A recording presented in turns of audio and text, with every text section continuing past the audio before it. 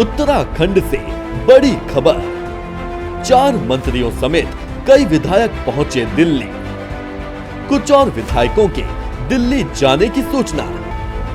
उत्तराखंड को लेकर शीर्ष नेतृत्व की बैठक की संभावना। पर्यटन मंत्री सतपाल महाराज भी पहुंचे दिल्ली। अनिल बलूनी के आवास पर 2 दिनों से हलचलें तेज। कोर कमेटी की बैठक के बाद माहौल गर्म। बलूनी से मिले 3 मंत्री और दर्जन भर विधायक। निशंक के आवास पर भी लगा जमावड़ा। अरविंद पांडे और बलराज पासी साथ में मौजूद। आज भी कई विधायकों के दिल्ली कूच करने की चर्चा।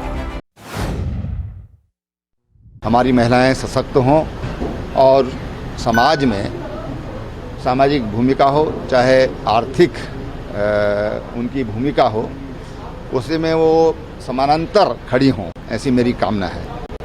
हमने आज महिला दिवस के अवसर पर 2 बड़े कानून हमने बनाए। एक तो राज्य में पति की पैतृक संपत्ति में महिलाओं को भागीदार बनाया है, सहखातेदार बनाया है, ताकि अगर कोई महिला अपने पैरों पर खड़ा होना चाहती है, अपने कोई काम करना चाहती है, तो वो भी बैंक ऋण लेकर के और अपना कारोबार खड़ा कर सके। दूसरा, हमने एक बहुत महत्वपूर्ण और मेरे लिए जो बहुत भावनात्मक भी है, वो है मुख्यमंत्री घसियारी कल्याण योजना।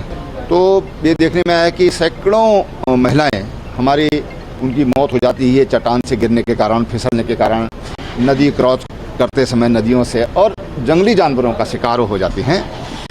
जैसे प्रधानमंत्री श्री नरेंद्र मोदी जी ने गैस सिलेंडर घर घर पहुंचा करके लकड़ी का बोझा हटाया है, उसी दिशा में हमने ये मुख्यमंत्री घसियारी कल्याण योजना राज्य में इस बजट में हमने उसके लिए प्रावधान किया है, ताकि ये अकाल जो मौत हो जाती है। जिस तरीके से बजट सत्र में गाड़ी सेल में एक अजीब सा वातावरण बना, जिस बजट सत्र को जो है 10 मार्च तक चलना था, उस बजट सत्र को एक ही दिन में जो है सरकार ने पूरा करने का काम किया। हमारी समझ में नहीं आया कि बजट सत्र के बीच में जो है कोर कमेटी की बैठक आउट की गई, और उस कोर कमेटी की बैठक में आनंद तमाम मंत्रीगण, तमाम विधायक जो है हेलीकॉप्टर्स के माध्यम से देहरादून आए।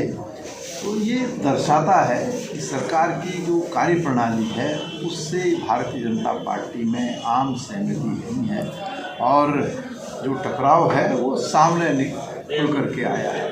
आप लोग भी कई बार कांग्रेस पे जो है कहते थे कि समन्वय नहीं, लेकिन भाजपा में जो कुछ हुआ आपके सामने है, और अब भी परिस्थितियां जो है वो मैं समझता हूं कि काबू में नहीं है, कभी भी कुछ हो सकता है। कि हालत ये स्थिति है, और कयास तो ये भी लगाए जा रहे हैं कि नेतृत्व परिवर्तन होगा। तो नेतृत्व परिवर्तन से भी अब बात बनने वाली नहीं है। इसलिए बात बनने वाली नहीं है कि 4 साल की जो भाजपा की सरकार है, उस सरकार ने लगातार जन विरोधी निर्णय लेने का काम किया है। जो आने वाला व्यक्ति है वो भी नहीं बच पाएगा। उसके बाद इतना समय नहीं होगा कि वो कुछ जो है उत्तराखंड के आम जन को डिलीवर कर पाएगा। तो अब तो पूरे उत्तराखंड के लोग भारतीय जनता पार्टी के चाल, चरित्र और चेहरे को पहचान चुके हैं। वो 2022 का इंतजार कर रहे हैं।